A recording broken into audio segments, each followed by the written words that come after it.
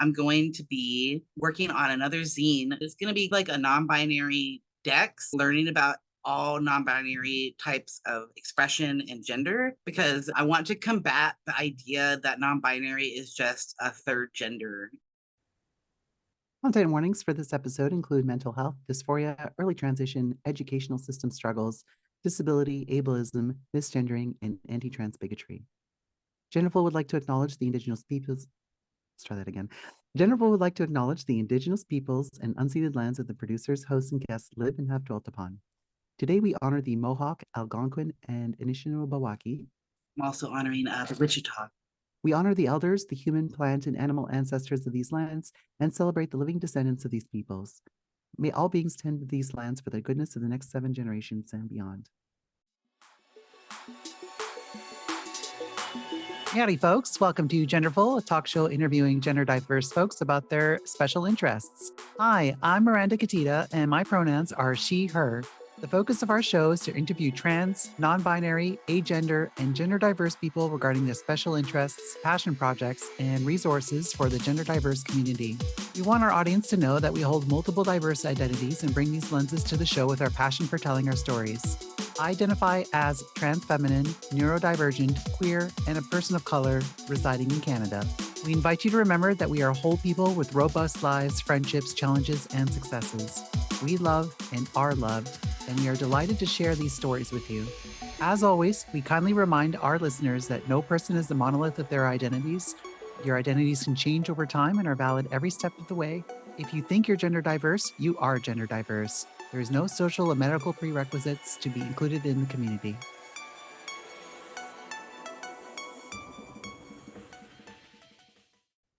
Welcome to Genderful. So this week, our guest is Orion Fern, they, he pronouns, and is chatting with us about making zines. Yay. I believe that one of our producers, Juice, found you on Instagram.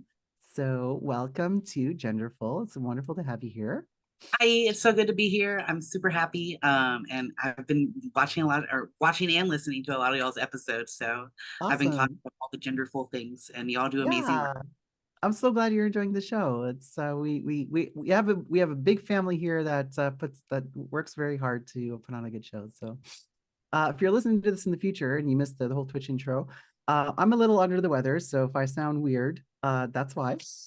But let's just move past that and we'll go right into the interview. So we have a couple questions that we'd like to ask all of our guests. The first one being is, what might be the things you can trace back to your youth that indicated you might be gender diverse one day? Oh, definitely. I think my number one thing was when I was in 8th grade. I really wanted to wear boxers for some reason. I didn't know why. I just really wanted to wear them. And my mom was cool with that. And then a teacher wasn't very happy with that. So it didn't last very long. But there was something there that was like, I really wanted to change how I was dressing. And that was just one of the little things I always thought was a funny memory when I was older. And I was like, oh yeah, that was definitely me being trans and masculine back then. And just like kind of missing, like it going way over my head and not really realizing that. But so that was one of them. And then I guess probably another like little piece of my youth that indicated that was definitely like I wanted to change my name a lot. Like I used to mess with different ways to spell it and different ways to like have different usernames online and stuff like that. And just constantly wanting to change my name until I finally settled on my like chosen name after coming out as trans. And that even took time too. I went through a handful of names before finally landing on Orion. Awesome. Yeah, it's definitely like those of us who are trans, we kind of figure it out at a very early age, and then society kind of makes us unlearn it in a lot of cases. So I mean, I definitely have moments that I can trace back where like as a very, very young child, like I wanted to, experiment with different clothes and stuff like that. But it's just like, yeah, there's no one I could tell. So I But know it was it's a great that you lot. had that support from your parents that like they let you kind of experiment with different Yeah, my things. mom has always been a really big support, Mhm. and she was the first one to really kind of like come around on Mhm. understanding being trans and wanting to be more of an ally and stuff. And yeah, she's always been there for me with like kind of embracing my change and differences and stuff like that. And yeah, I Mhm. just shout out to my mom. She's awesome. She might be watching. I love you, mom. Yay. Thanks for letting me wear boxers in 8th grade, even though it didn't last long. I wear them Yeah. now. They're a lot more comfortable. Yeah, and I think that's wonderful, and I think we really need to normalize like trans supportive parents a lot more, Mhm, just because I feel like, and this is something I've discussed with like other trans friends of mine, is that it feels like a cliche to have like parents that don't support their trans kids, and mhm, just for like sure. it feels like that's kind of the expectation or that's the norm, but like we really should be lifting up parents that do support their children because like Mhm, I have a good friend and her parents are fantastic and they've been so supportive of her transition. And I haven't had that same experience, but like it's really nice to know that there are like folks like us out there that are getting that kind of familial support, mhm. and it Yeah, I really was very does. fortunate. Yeah. Um, so yeah, it worked out really well. Awesome. Now how would you say your relationship to gender has evolved over time? It's definitely been a long journey because I think well, I first came out as just non-binary before I found my like masculine part of myself. So it was kind of Mhm. like a journey of like understanding that I was not a girl from like a young age and didn't Mhm. know what that I didn't have the language for that yet until I was about like in college years, about like Yeah. 21, 22. I thankfully kind of grew up in the era of Tumblr before like it became kind of like controlled by other websites and stuff like Yahoo and all that.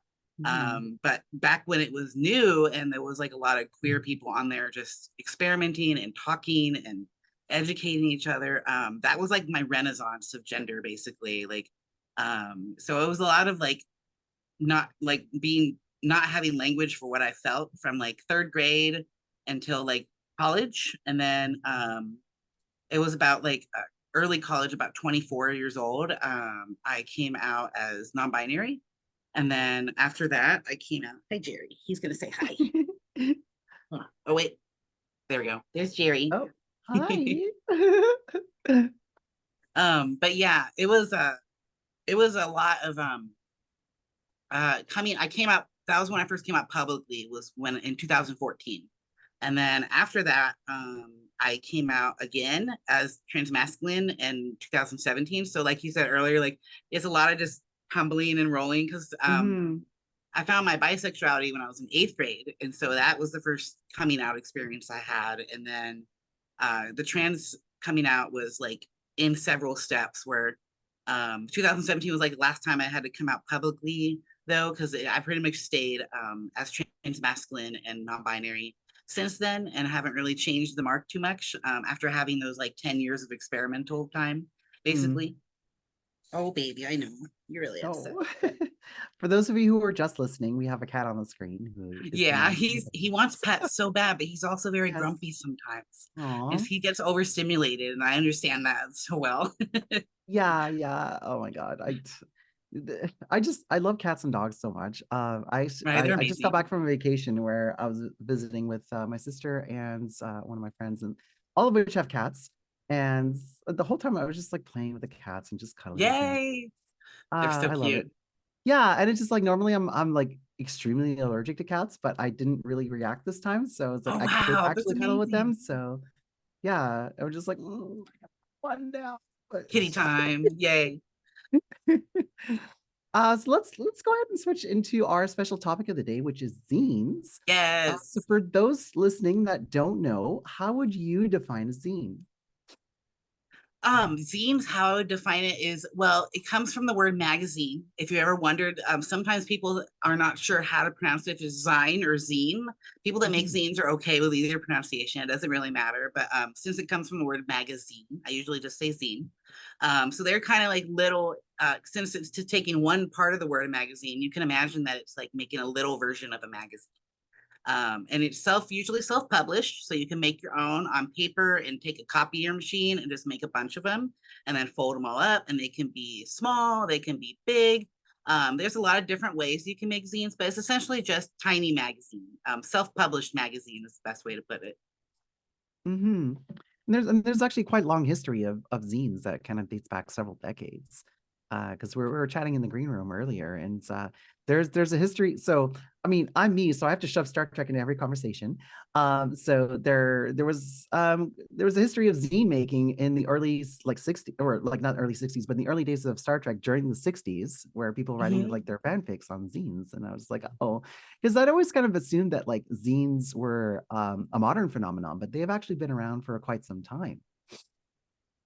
Yeah, it's awesome how much like you can get into just like the depths Mm, of just people wanting to connect to other people really and connect mhm, on those things that they loved before there was an internet to do so.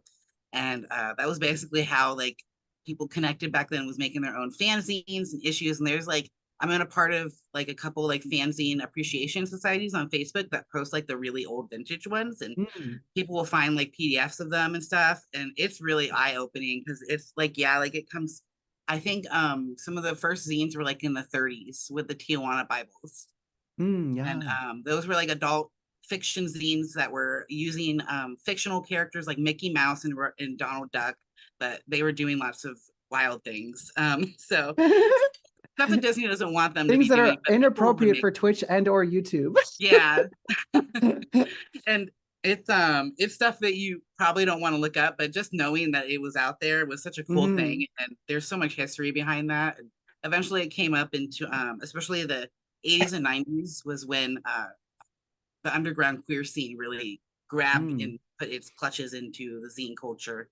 And that was really kind of where you'd end up finding out like things from your community, how to be a part of your community. There's all kinds of trans and queer zines out there that have been around for probably like more than 2 decades. awesome. And speaking of history, so what is your history of making art prior to making zines? So my history with art, let me drink some water real quick. Oh. I've basically been doing art as just a means of communication since I was a child. Um, you can ask my mom, as long as I've been able to hold a pencil or a pen, I've been doodling and drawing. And my first entrance into art was my special interest in cats as a child. Aw. So I was obsessed with cats, and I would draw my own news. My first zine I ever made was a newspaper zine. I would, I didn't use a copy machine. I would painstakingly write every single copy to give to my family, and they have like little stories about my fictional cats, that I had stories about them, and be like, here's Mhm. the news in Catland, and Oh it'd my be God. so cute. And that That's was like when I was adorable. like 5. And I go hand deliver them to my family and be like, here's a new issue. And it was just a thing. It was so, but I had a lot of training after that. I was thankful that I had a lot of really amazing mentors. And my high school teacher, Miss Music, she was amazing. And then I have two mentors in my college years, Miss Gillies and Mr. Steinbach, are both really amazing people that helped me like Mm, grow as an artist. And now I'm a professional motion designer and illustrator that just got into doing zines again. Probably around 2020 was when I started getting really like into making them and doing small press publishing and getting out there with them. mm. No, that's awesome. Yeah, it's I mean I love talking to artists so much because like, it's like I guess I'm technically an artist, but like I'm not an Yeah. artist in the way that like a lot of other people conceive of artists. Like, I mean, my medium is the video, but like in terms Mhm. of like visual art, drawing, sculpting, like painting, that sort of thing, it just to me that's all seems like sorcery. So like it's It's not it's fun. not it's not a skill that I ever developed, but I love talking to people who have those skills because it's just like I love just kind of prodding them and it's like finding out how they think and how what makes them tick. So Yeah, I absolutely. yeah, I I think relish like, the opportunity every time.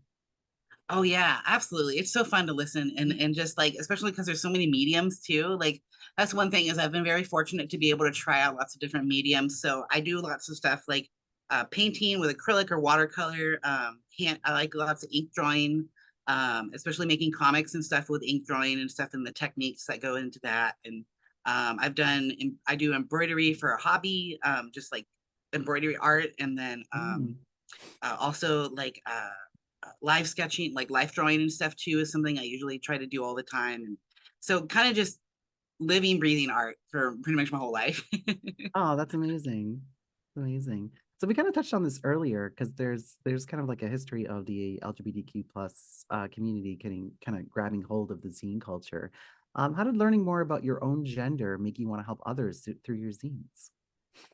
I think it was one of those things where I saw how confused and alone I was as a child when it came Mm, to gender stuff. Like, I wanted to never have another kid feel that way. Like, I always mhm. wanted to have that information out there in a conversational way that, like, um, that was how I was treated when I was like on Tumblr and stuff. I want other people to have that freedom of information.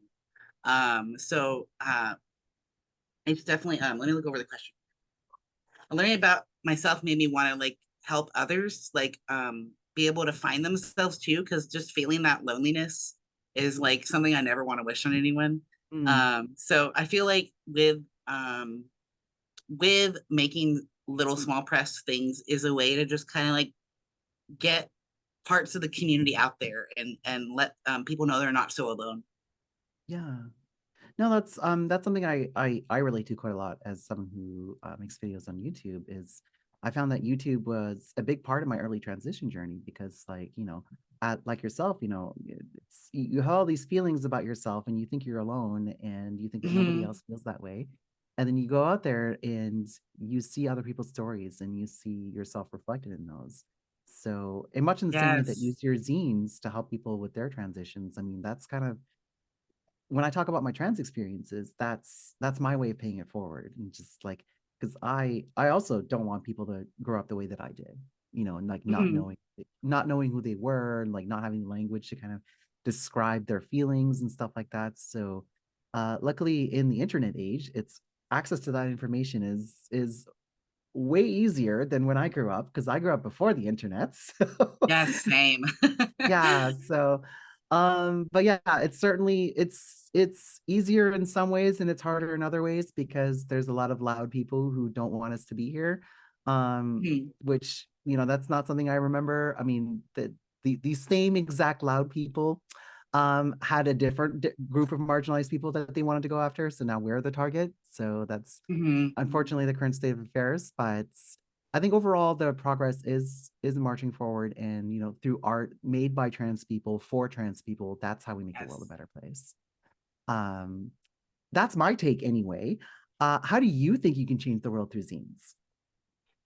Um, oh yeah, I think just getting down to like it's one of those things where it's like it kind of feels like a can of worms. It's like once you open that up, and this is how it was for me when I learned about transgender stuff in general and just like gender in general, was just like a can of worms. Like once it's open, like you can't stop it. And so I feel like it's Mm, like scenes are one of those things that it's like once the information's out there, it's gonna get passed around. It's gonna be mhm, a word of mouth. It's gonna be something that someone remembers and they tell someone. And just to put something into the cultural consciousness is so important to me because it's like that's just your little part like Desmond Tutu's quote. I always think about his quote, like do your little bit of good where you are in the world, even if it feels like kind of just building on his statement of just like even if it feels like you're not doing anything a lot, and it might just be it might feel selfish to be making little zines, but sometimes I experience feelings like that, but they do change the world because just changing one person's life is changing the world. So if absolutely. one person is able to make more sense of their life through trans scenes that I make, or just to feel that trans joy that is so fleeting sometimes, I feel like that we need to hold Mhm, on to right now, especially because some of my zines are just a little bit of fiction, just happy stuff that deals with queerness. And so I basically just think it's possible to change the world just in your little own way, in your own community, just one step at a time, by making little zines and just getting that no getting your experience and the fact that your existence is real out there is just so it's grounding, and it also can help other people too. yeah, 100%. I mean, like, making art that helps people is not exclusively the domain of like global artists that are Oh, I know, multimillionaires. right? It's anyone can do it. Like, anyone Yeah. can pick up a pen, anyone can, um grab a lump of clay or whatever your medium is. Anyone can do it. And I will shout from the mountaintops, like the value of art therapy, not only for yourself, but for others as well. And, if the only person that you help is yourself, you're still making the world a better place. And if you happen to Yes, help, I love that. yeah. And if you happen to help a few others along the way, then that's great. But yeah, I don't think it's any more or less valuable that if you help one person or if you help a million people. Hmm. If there's a million of us that all help one person, that's the That's a same million thing. people. Yeah, that's so good. Exactly. And that too is like those people that learn something from your zines will teach other people. So it is that butterfly effect. It's really cool. Hmm, hmm. So yeah, it's like in my like middle age years, this is something that I've become more and more passionate about is the value of art, because Hmm. I definitely had an upbringing in the maths and the sciences, and where artistic things were less focused upon. Let's put it that way. Hmm. And I'm really kind of discovering like a newfound appreciation for it, and maybe a little bit of regret that I didn't do this earlier, but fortunately can't do anything about There's it. still plenty of time. Exactly, exactly. So, Orion, you have a zine that you'd like to tell us about. Why don't you show it to Yeah. us? I was gonna talk about the most new zine that's coming up.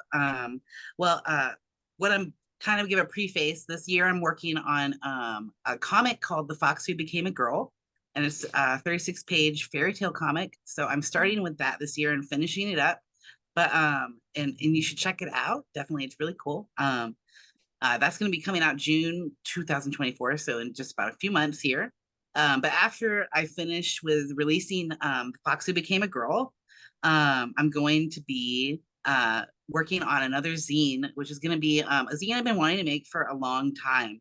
And it's called, it doesn't have a working title yet, but it's going to be kind of like a non binary Dex, like kind of like learning about all non binary types of expression and gender, because I want to combat the idea that non-binary is just a third gender, and that like we have this gender trinary thing going on in society right now. Hmm. So I am trying to work out the logistics of getting a zine together that would be like a page for each type of gender that is under the non-binary umbrella, and then I would like to interview people that are of that gender and get their like view on how would you describe your gender, how does your gender feel or lack thereof too, because there's lots of genderless people too in the non-binary community. Hmm. And so basically it's a lot of going to be a lot of community outreach for this one. So if you're interested and you are of a non-binary gender that you think is underrepresented, I'll be looking for people for pretty much every single one. It's going to be probably like a long zine, probably at least like a 50-page zine maybe. It's going to be like one of my biggest zines I've ever made. But that's going to be Wow. my second project for 2024. I think So at that point it ceases to be a zine and becomes a full-fledged magazine. yeah, it's pretty much that. Like it's going to be a very long zine. It's just going to become a magazine, and it's going to be so fun. But yeah, the Fox Who Became a Girl is what I'm working on now. You can see that on the screen over here. I think Yeah, the cover is pointing the so right way. cute. I love Pointing the it. right way somewhere. But yeah, that one is going to be a great story. That's been written by Chloe Bear, one of my good friends. She's a trans woman, and she wrote the story a long time ago. It was a 3-page story, just a quick story she wrote, and then I fell in love with it, and it made me like cry. I was like, I want to make this a comic. Aw. So yeah, it was so meaningful. It was just and it was just a little short thing that she made, and so I had talked to her and we agreed to collaborate, and she reworked the entire story into a comic script for me. And then I've been working since like 2021 off and on, and since then have been really the last 6 months have been really buckling down on getting it done. I've gotten all the inks and all the pencils done. So now we're just looking at painting it this month. So if you catch any of my streams, I'll be painting this month, and it'll be usually night streams because I am a night person. But I'll be doing all kinds of cool streams where I'm painting each and every page. They're going to be all hand illustrated. They're all hand inked, and then they'll be all done with watercolor. So I'm Wow. super hyped. Oh my God. Um, Yeah, that sounds awesome. So for Yeah, your community outreach project, how can people get in touch with you if they think they're good candidates to be interviewed yes, about? if you're looking to be a good candidate for that, if you feel like you really want to jump in and help out, I am looking for pretty much anyone of any non-binary gender or lack thereof. And that can be at Orion at Ovaettr.gay. I'll type that in the chat. Yeah, and you can also find it in our show notes if you're listening to this in the future. And I think it's actually already in the Twitch chat there. We have ovator.gay. Yeah, it'll be my website. Strong URL. I know, I love it so much. It makes me so happy. Shout out to Pork Bun. They are my hosts and they do all the .gay websites. Oh my God, I love it. I want a .gay now. So you have all Okay, these. there we go. I put the email. If you want to email me directly, if you're really looking into being interviewed for that, I'm collecting information of people early. And then I'll get back to you later this year with some questions once I develop them. But I would love to work with people on this because it's going to be one of my bigger zines. And it's going to be something that I think is going to be a real testament to kind of what I'm trying to do with my work.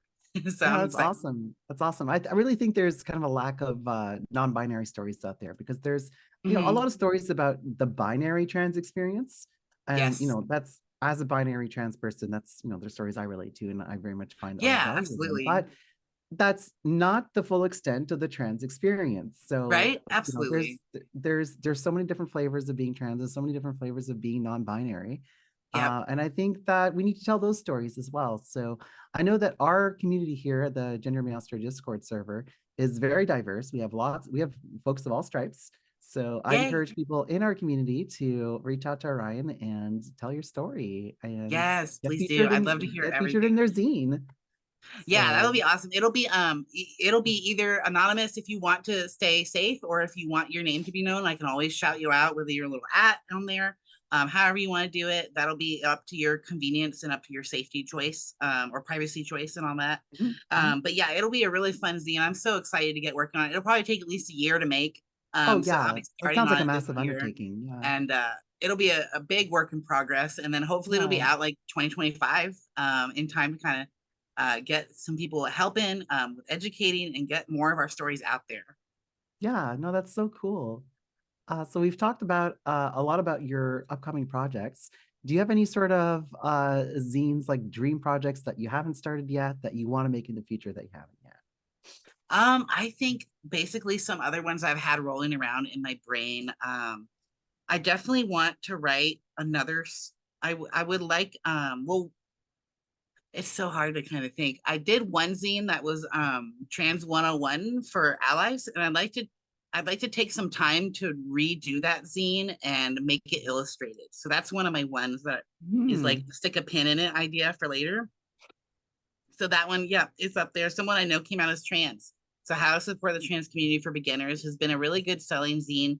It helps a lot of people. It goes over the complete basics, but I want to have some graphics in there, like comic style graphics that can help people kind of relate to these characters and see that in experience and stuff. So other than that, I think some other ones I know would definitely be the non-binary zine for sure. That's one that is like a dream zine I want to make. And then other than that, I think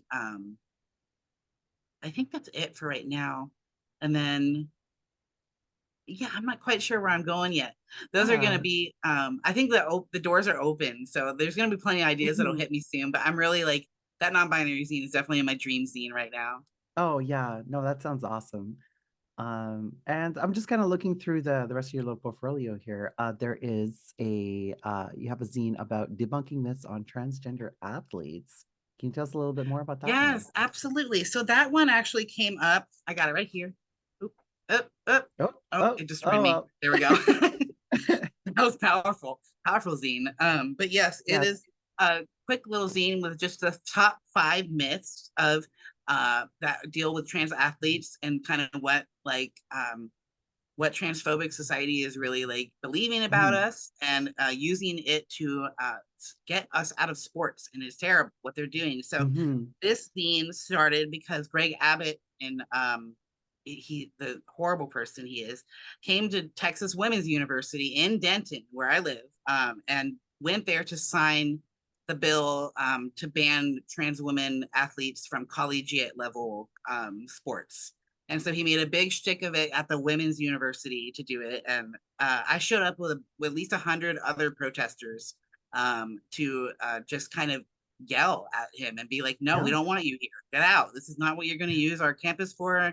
The campus didn't even support him. They didn't want him there. Nobody that was related to the school wanted him there doing this. And so I met up with a lot of other people in the trans community there. And I made these like the night before. I was like, I don't know if we're going to run into people that are going to be like angry at us and think and be believing these myths. So I made them as a way to cross the bridge with people and be like, and fortunately we didn't have any counter protesters show up, but I did hand these out to some people that just wanted them because they were asking. But these were essentially made as a way to kind of help kind of stop what people were believing and debunk these myths. And I did it in a way that was big letters and really quick, like showing the myth and then the reality. And I have like a little bit of bit.ly links in there for extra information if they need more information to kind of prove that what I'm saying in here. And it was all resourced from various different trans athletes as well as doctors and stuff that like are on our side. Obviously, all this stuff is just a bunch of junk that they're making up. That is not actually true. It's not actually happening. We are not a threat to athletes. Trans people are not a threat to anyone on any team. We are not winning things and then taking all away opportunities for cis girls. That is not what's happening. So what's happening is we are being cut out of a general part of society that is very good for our growth, especially for kids. Being a part of a sports team everyone deserves to be on. And so that's what I wanted to really bring home with my book is that like they don't want you to know that like Greg Abbott and all of them don't want you to know that they're using fear mongering to get you to believe this propaganda that they spew. And so it doesn't do any favors to women, sports, or feminism to believe any of that. So that's kind of what I was driving home with these zines. And they did pretty good. I do usually give these out with whenever there's any kind of event like that going on, because unfortunately, Texas, we have a lot of that here. They've just decided that we are the main target right now in Texas. So, but yeah, it was a really cathartic experience to make this zine because it just is it's more stuff. I want to get that education out there in a way that's it's accessible to people. So it's not they don't because that too is I feel like the people that are making up the propaganda want us to. I want everything to be obfuscated. I can't say that word very well, but you know what I mean. Yeah, I mean it's a word that describes itself. Yeah, it's very intense how they don't even want you to know any of the truth, and I'm just sticking the truth out there because that's how I found it. I found the truth about being trans and non-binary on Tumblr without any kind of censoring or anything, and I want that for other people, and this gets like to people in locality, and I kind of would leave these in places like at bars and stuff, and just somewhere where people can pick them up and start learning.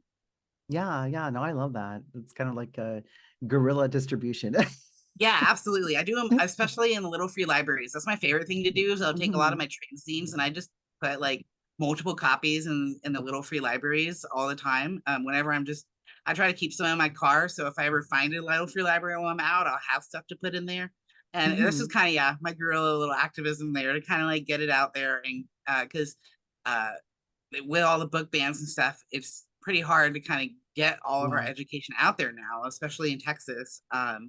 So it's just, I'm just trying to get it all out there pretty much. No, that's wonderful. I love that. And yeah, like the whole like trans athlete discussion. Well, first of all, it completely ignores trans men. This is that too. Apparently this is only like people who are concerned about this are only concerned about trans women. And I know it's so gross. I hate it. And it's just like you clearly don't care about women's sports. It was never about women's sports. Oh yeah, I think I mentioned that in here too. Let me see. Let's see. Oh yeah, here's the one thing that's like, okay, yeah, this page. I'll just read this page real quick. It's real small. Just exactly what you were saying. Myth. We have to level the playing field. Reality. Most people falsely believe that excluding trans women from women's sports is feminist and is the right thing to do when it isn't. Most people who complain about fairness in women's sports do not watch or support women's sports at all whatsoever. And I wrote on here, like, what are things that actually threatens women's sports? The pay gap. sexual assault of women athletes, genital inspections and testosterone testing, things that don't threaten women's sports, inclusion of transgender women and girls. Mm-hmm. So that was just like the very last page, kind of just going, basically, anyone that's arguing about this doesn't have any interest in women's sports. They never did from the beginning. Exactly. And it just kind of like absurd on its face if you just think about it, because like if trans women did have like a huge advantage in sports, they would be dominating every sport, but they're not. I know, right? Like, it's just wild. And there's a number of like non-physical sports. So like for instance, like I'm a casual fan of chess, and chess is just segregated by men and women is like already I find ridiculous. Right. But the fact that like they're trying to like stop trans women from playing in the women's leagues is like, oh yeah. That, and I know like there was one woman that won a darts thing recently, and she's currently under fire for that too. And she like literally responded to it, and she goes, I'm human too. I like deserve to be allowed to win. Like it's not exactly. They act like it's the end of opportunities for cis people when a trans woman wins, or when a trans man wins, or when anyone wins. It's just like, let us be human. Like we can win, we can lose, just like y'all. Exactly. And it's the history of this is like very insidious, because this didn't start with trans women. So this this goes back like probably at least a century, if not more, because they're using the same playbook. They just crossed out the word black and wrote in the word trans. Yep, absolutely. Exactly the same thing they used to do to exclude black women from sports and black men from sports is what they're doing now to trans women. It's so gross. It's just repeated bigotry. It's so gross. It is. So it's I'm like I'm not a sports fan. Like I could care less about sports. But I think like you said, like for a lot of like young people growing up, like having that social outlet and being in that like structured environment is really good for their development. And when we as a society say, hey, no, you're not allowed to participate in this, what kind of message are we sending? I know, it's so sad. It's just like, let kids be kids and let them play games like sports. Like we just want to be kids, whether we're trans or cis. Yeah, I mean, I would even go so far there as to like just desegregate sports in general and just do everything. Yeah, I think that would be better, honestly. Yeah, because it's like just so archaic to even be doing it anymore. Exactly, because there are a lot of like big, strong women, and there's a lot of like little small guys. Exactly. So it's just like ridiculous how they do that. But yeah. Now tell us about any other zine makers or any specific zines that you'd recommend for us to check out. Oh yes, other zine makers. I know, let me see really quick. Let's think. I'm trying to think of some of my favorite zine makers. I know like the Black Zine Archive, they make a lot of really cool stuff as a group, and they are on Instagram. And I think it's just BLK Zine Archive. And I think that is their stuff. And they have this one that I really love that was for Palestine. It was one that you could put any kind of information that you want to help your community in ways that you could do it. And they set it out for free. And it was like, they gave the PDF out, and it was such a beautifully designed one. And then it had plenty of space for me to go in and add my Texas resources in there. And that was one of my favorite from the Black Zine Archive. They do amazing work. And it's also just another one of those zines that is like getting the really important information they don't want you to know out there. So it's a lot of that underground kind of sense to it. And then some other zine makers, I know my friend Jax, which is solely, I'll type their name. There we go. Soul Killer. That's one of my friends. He makes he has some art zines that he's put together from Inktober, and those are always fun. And then and he's also a clown too, so I really love shouting out his work. Like a literal clown? Like you're not making fun of him, are you? No, like a real clown. Like he does clowning, and he's so cool. He's one of my friends. I just got back from his place. He does my hair too. So awesome. Oh, so but cool. He has a couple zines that he's made. And it's really cool. I just love his art a lot, so I want to shout him out as a creator. And then I'm trying to think of some other great zine makers. Let me think. I know like anything from Crime Think, if you've ever been to their website, they do all kinds of cool stuff too, and they do make zines, and usually they're like freely distributed zines. And then a local person that makes zines in my town is Triangle Nonprofit Press.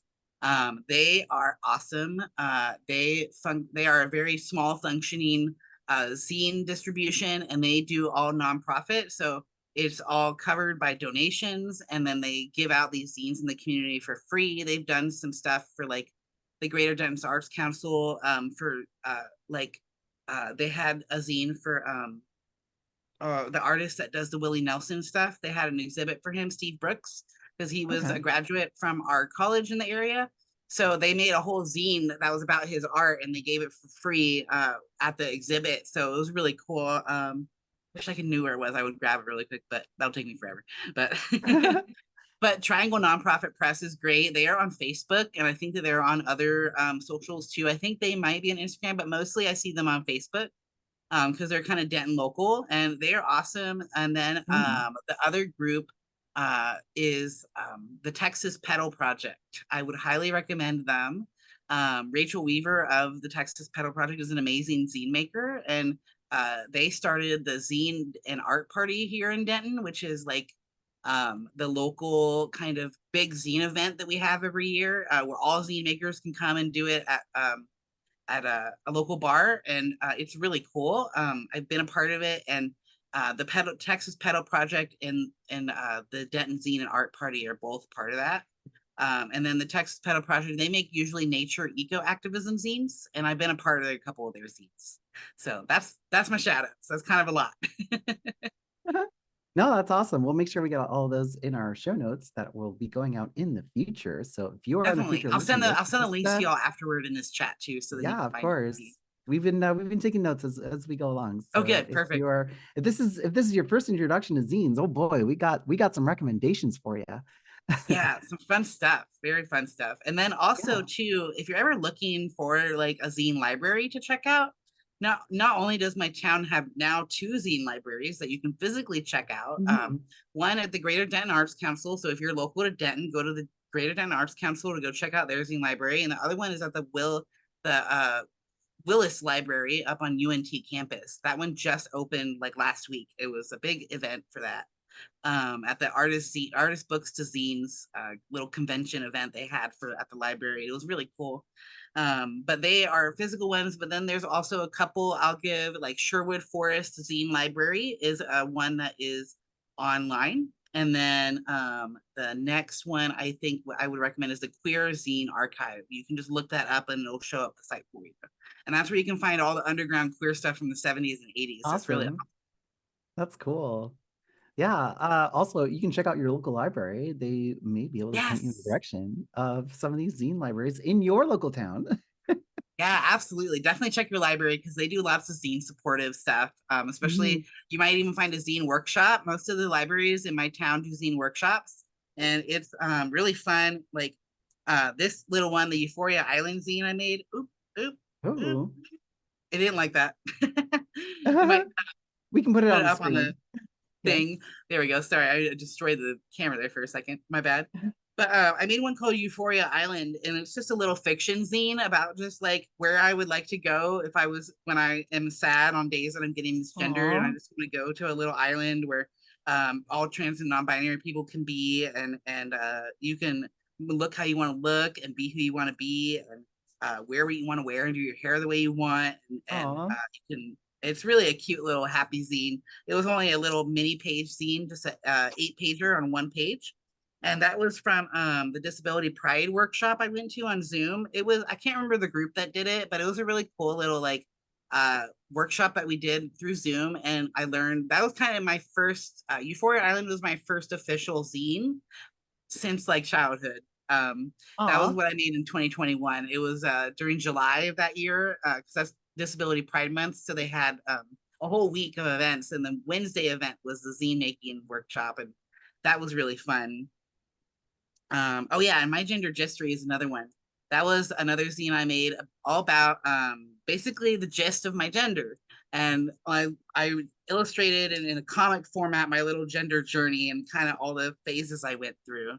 So that all these have digital versions too. You can find on my website. I sell either the digital ones that are just the PDFs, or you can find the little physical ones that I can send to you.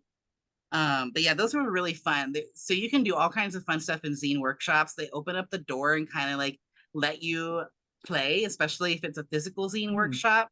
You get to like make some cool ones. Like um, this one is going to be a little hard to see. I'm gonna put it against me. There we go.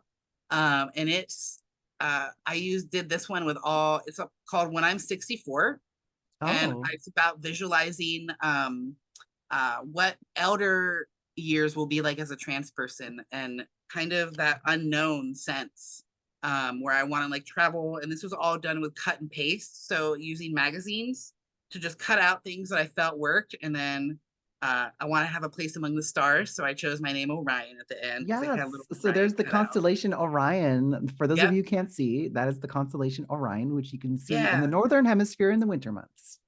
Yes, it's so fun. And then I had a Yes, little I'm a cutout huge from the. astronomy nerd, so like I could probably name like half the stars in that constellation. Oh, that's so awesome. Yes, isn't Beetlejuice one of them?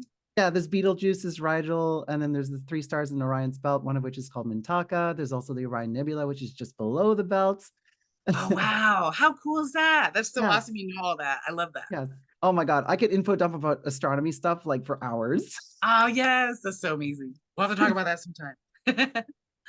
But yeah, go to your zine library, or go to your Mhm. library, local library, find a zine workshop, do something fun like that. Get out there and get cutting and pasting, and cutting it and folding and putting it all together, and you'll have a blast. There's all kinds of zine workshops nowadays. That's awesome. Yeah, and I love that it's like magazine cutouts because for those of us who are drawing challenged like me, Hmm. Yeah, the zine um, types for everybody. yes, yes. So that's that might be like how I get into it is by just cutting and pasting existing art and Hmm. just mashing it together. Yeah, and you can even like if you want a specific topic you want to write about, a lot of times people will print out the paper and then cut it up into the little like square pieces, like where it'll be a little rectangular stuff. And because Mhm, that kind of look of the zine where it's all cut and paste is a big important part of it. Not always, because mhm. depend you can do digitally made zines. Like I do, is my most comfort zone is to digitally make a zine, and then but making it physically and getting to do that cut and paste is just like none other. It's such a good Yeah, yeah. sim. I love this like feeling of it, and getting to explore the things and go, what's gonna work for my zine? What's gonna work? And just having those Mhm. limitations makes like some real creativity happen there. Yeah. Yeah, no, that sounds really cool. That sounds like a really like chill activity to do. Um, so Oops, yeah. destroy myself again for a second. There we go. I'm Oh back. yeah, yeah, yeah. Sorry, my voice is starting to fade away. So, Oh yeah, but no problem. we're doing our best here. But yeah, it's I like that you brought up trans elders because yeah, that's unfortunately for a lot of us, we don't have trans elders in our lives for Hmm. one reason or another. And I think it's important to imagine a future with trans elders in it. And Hmm. I really like that like you've kind of created that for yourself. And I'm gonna be a trans elder not that long from now, so we're getting I there. know. I feel like I'm getting up there. I'm like Yeah, yeah. 32, but I feel like 40 is coming very close. And I'm like, Mhm.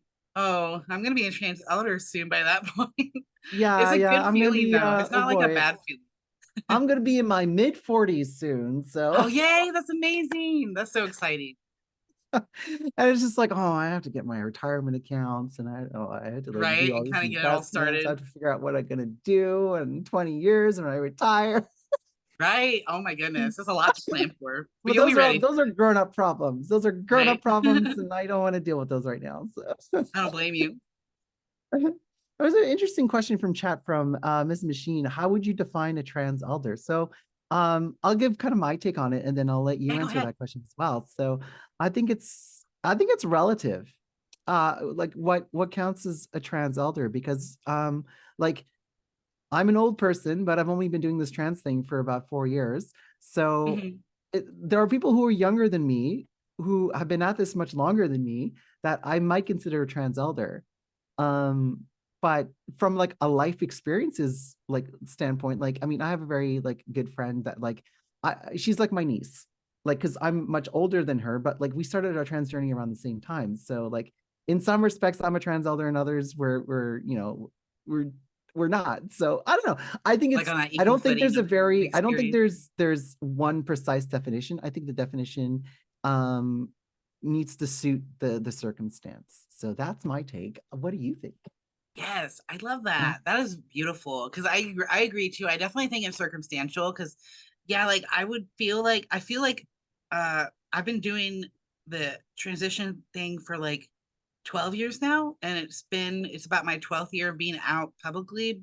So it's been a long time, and I feel like that kind of constitutes me as a trans outer now that I'm like gone through a decade of gender expression changes and trying all that stuff and finally got top surgery. So I got that last year. That was like it felt like the ending of my physical transition was with that. Mm-hmm. And it's kind of weird to be there at that point because I was like I never had I had a hard time visualizing that.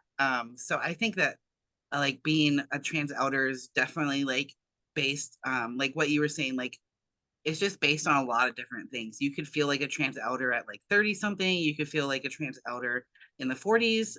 It really just depends on like where you are, where you come from. And just like, I guess like, I think, I think a big part of it is just like, mm, I think like that will to like make a better world for the people that are younger than you and like, or like, uh, in less experience kind of stuff too.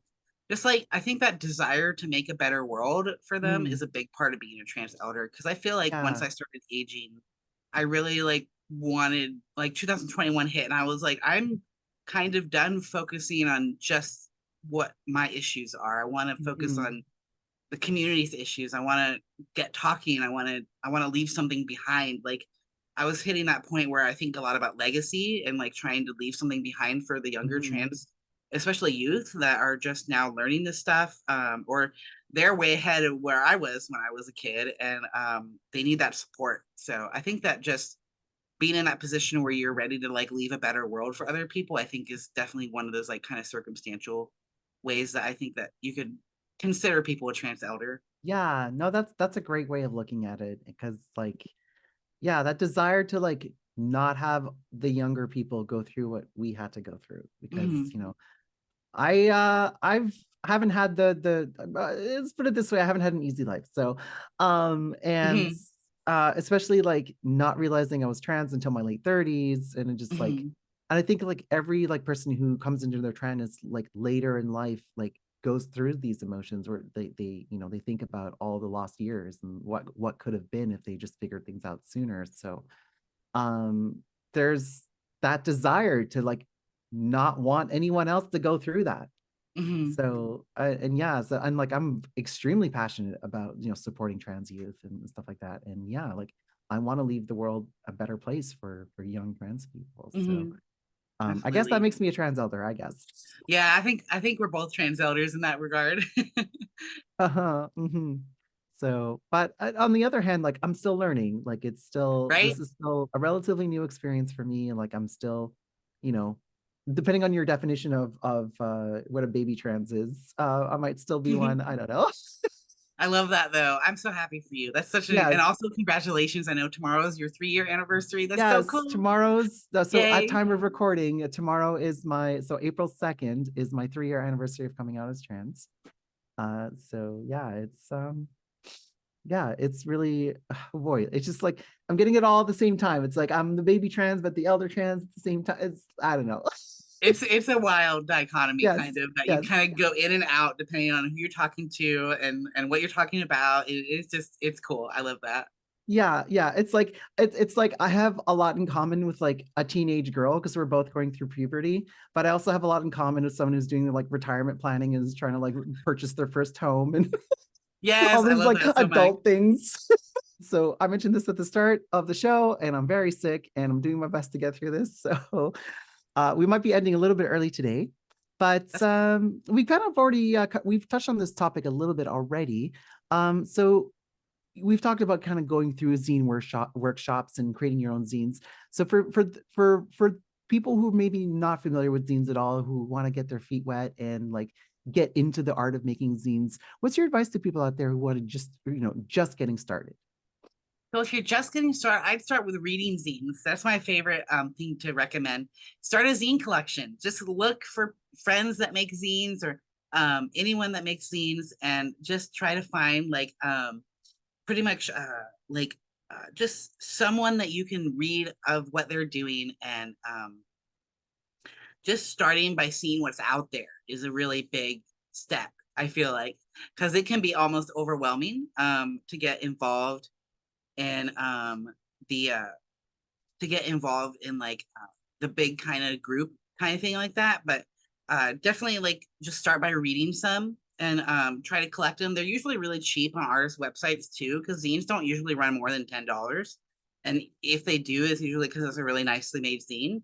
But most of them are like $2 to $5 online. So or if you have like, if there's any kind of like a vendor event you might know about, maybe you just go as like a viewer, like someone that's an appreciator, and look for people, like if there's a zine fest or anything near you. Sometimes they run those, especially in college towns. um yeah, Etsy, seeing what Juice is saying, Etsy and Ko-fi and such is a really good place for zines. Mm. Those would be like little homemade shops. I know one of my favorite zine makers that I made, that I'm just going to throw another recommendation in there, is Reflective Zines on Etsy. They are so, so good. And they make a lot of mental health zines that are very helpful. I got some DBT zines from them, which are zine versions of the DBT skills that I use in therapy. Oh, And they are wow. so cool. Like, I use them as reminders because it's like a very nice, like comforting experience to go, okay, I need to use this, or I need to remember how to use this tool. And I just read the little zine, and it goes over each, like the Dear Man, if anyone's ever heard of that one. It's like an acronym. I won't go over what the acronym means, but it's just one of those. It's like each step of the task that you do basically is what that each letter stands for, and they go over that in the book. And it's like uh, just like looking for stuff that you like.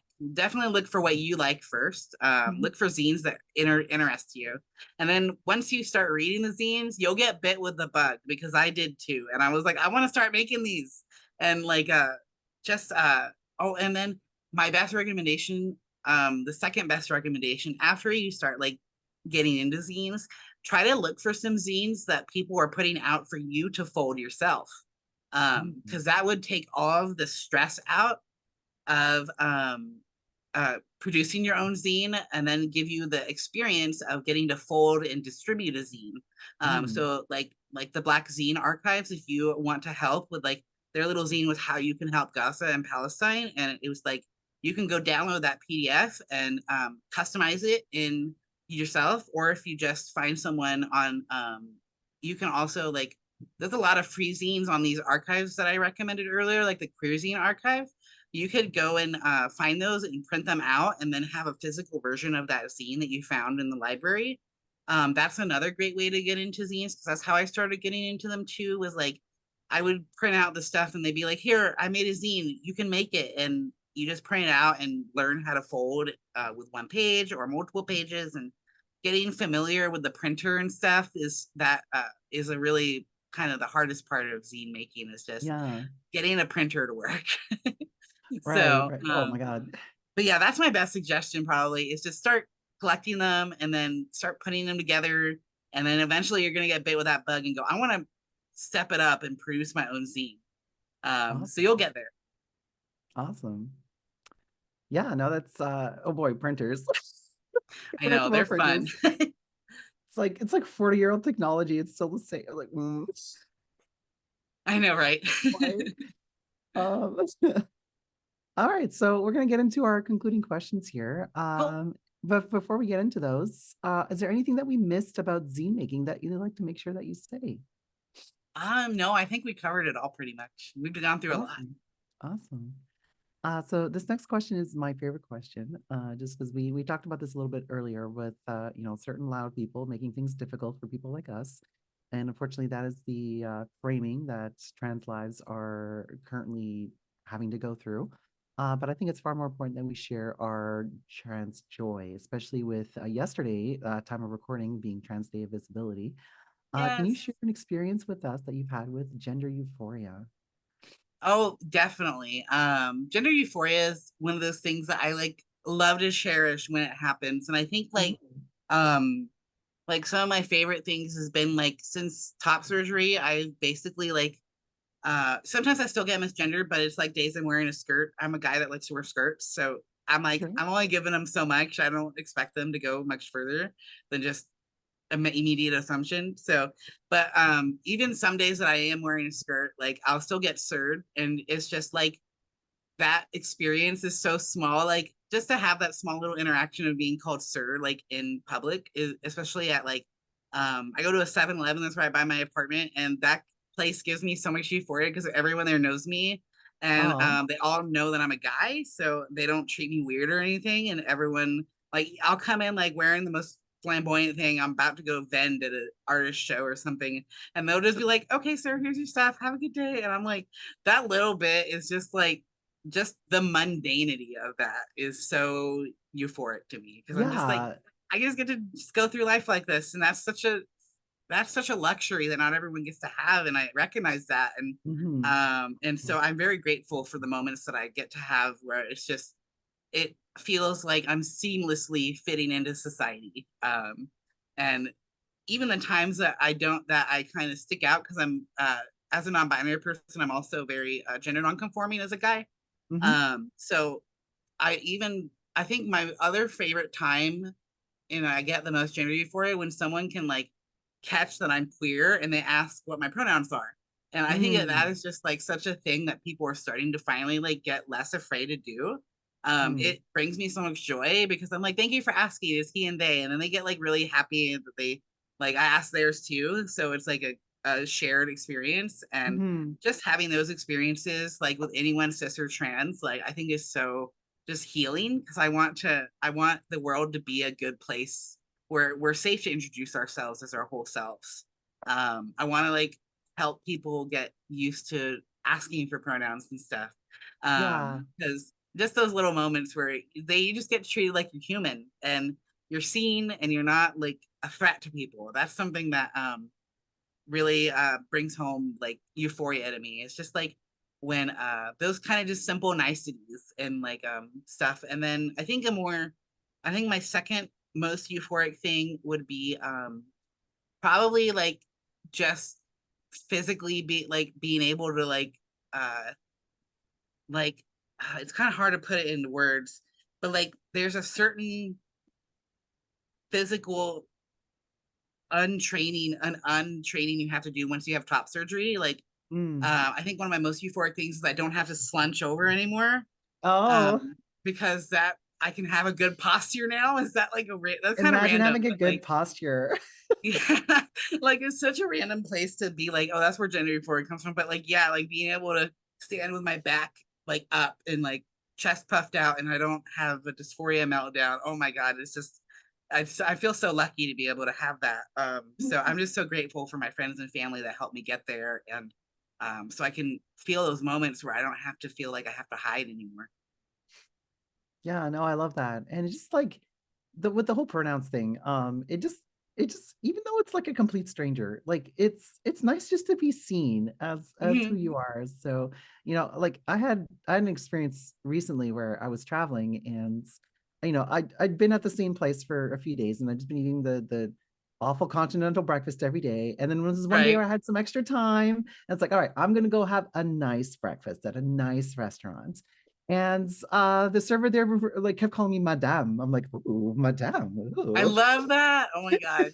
That's so beautiful. I love it. Yeah, yeah. And it's like a little thing, but it's really nice. And and yeah, it's just being seen is just like when you spend so much of your life not being seen, like being Hmm. seen is a joy. Yeah, definitely. Awesome. Now, is there anything that you'd like to make sure that folks know about your perspective on gender or and non-binary, trans, and or gender diverse issues?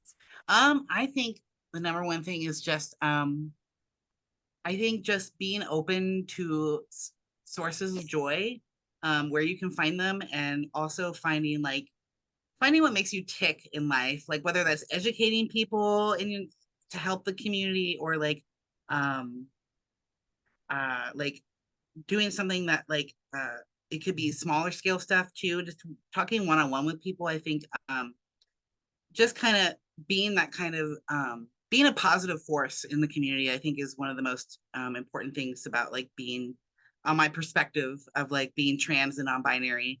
I basically just like, there's so many people and things in nature that inspires me in life that I want to like reflect that into the world. Whether it's like making animal characters that have like dimorphism stuff and make them trans on purpose, like in Nice. character art. Like that's one of my little things that I like to do, and just like making change where you can in small places, I think is important. And that's just like my only take on like being a gender diverse person is like, I wanted to show people, including children, that there's possibilities. And that the possibility to live your life fully and be who you really are is something that you're very fortunate to be able to do and to get to. And I just want to be able to give back to help everybody get to that space. Oh, that's so beautiful and amazing. I love it so much. Well, it's been a pleasure to have you on the show. Orion Fern is a varied motion designer, illustrator, and zinester, making queer things for you to look at. Find them at all his whereabouts at Ovaettr, OVAETTR.gay. And you can check their show notes for all of their links. And here is this week's Clatter query that you, our audience, can answer on our social media platforms. If you created a zine about an LGBTQ topic that is important to you, what would the topic be? Hooray. Cool. So the next Genderful, it's the secret. We don't know. So next week, it's going to be somebody. So yeah, keep an eye on our Discord and our socials for updates on that. Genderful would also like to thank all of our supporters on Patreon: Holly Blash, Winter Vespers, Loch Ness Gamer, Justin Baker Rojas, Yaicio, Reyes Swords, Mirami, The Hessian, and Trans Capybara. So thanks for joining us on Trans Rights Are Human Rights. Genderful would like to thank our guests for being on this podcast. If you'd like to catch us live, join us on Mondays at twitch.tv/GenderMeowster. Show notes will appear in the edited versions of the show on Fridays on both YouTube and podcasting platforms. If you have a question you'd like the host to answer or are gender diverse and would like to request an interview, please send an email to genderfulpodcast@gmail.com or sign up via the website at genderfulpodcast.com. As a gender diverse community, the Clatter wants to assure our listeners that we are prepared to moderate our spaces. We will get positive and negative feedback on these shows and topics, and we have a moderation team on our channels, socials, and Discord ready to deal with this. Please join our Discord server at discord.gg/meowster to meet the community and get a regular digest of solidarity resources. You can also support us with subscriptions on Patreon, following and reviewing us on your favorite podcasting platform, or engaging with our posts and content on social media at GenderfulPod and at GenderMeowster. If you could take a few moments to also rate the show, we will post any 5-star reviews on our socials, so get creative. Mention a special interest of your own, a project you're working on, or say hi to your comfort person in your review. What power! This show is made possible by volunteers, tips, and subscriptions. Shout out to the folks helping us coordinate guests, edit the podcast, moderate the live chat, and post on our socials. Genderful is hosted by Miranda Kitita and GenderMeowster. Genderful's pre-show is wrangled by Juice Tex. Genderful's live stream is produced by Mirami. Genderful is edited and mixed by TransGriffin and FreeRangeMegs. Genderful's promos and thumbnail graphic design are by TransGriffin. Genderful's social media is managed by Kainsey. Genderful's theme song is called Hope by FreeRangeMegs, aka Soma. Current GenderMeowster logo was designed by Siptopia. Genderful is the intellectual property of GenderMeowster, all rights reserved. Trans rights are human rights. That's right.